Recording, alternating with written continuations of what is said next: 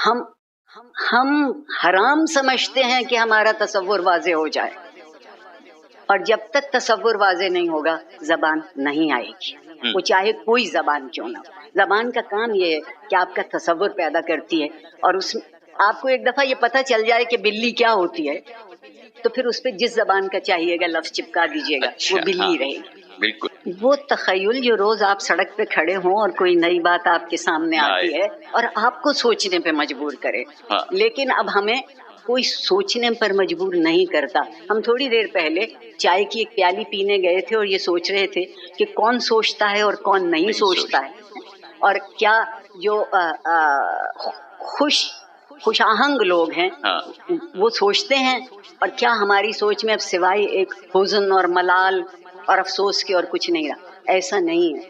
یہ جتنے بچے یہاں بیٹھے ہیں، میرا جی چاہتا ہے میں ان سے معافی مانگوں کہ ہم نے اپنے ذریعے تعلیم سے ان سے وہ چھین لیا جو قدرت نے انہیں عطا کیا تھا، سوال کرنے کا جوہر، سوال کرنے کا جوہر، جواب ڈھونڈنے کی جستجو، اور خواب کھلی آنکھوں سے ہم خواب دیکھتے ہی نہیں۔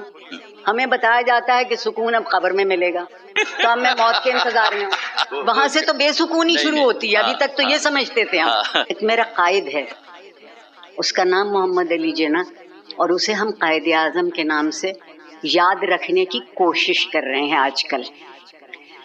3 لفظ اس نے ہم سے کہے تھے: یونٹی، فیتھ، ڈسپلن۔ جس زبان میں کہے اسی زبان میں دہرا رہے ہیں۔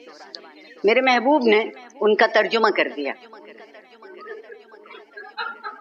ایمان، تقوی، جہاد۔ فیتھ جب قائد اعظم نے استعمال کیا تھا تو اس کا مطلب یقین تھا۔ اب ہمیں فیتھ تو بہت ہے مگر یقین بالکل نہیں۔ مذہب بہت ہے مگر یقین کسی چیز پر بھی نہیں۔ ہم سے یقین کرنے کی صلاحیت چھین لی گئی۔ یہ جاری رہے گا اس وقت تک جب تک لوگ خود آواز نہیں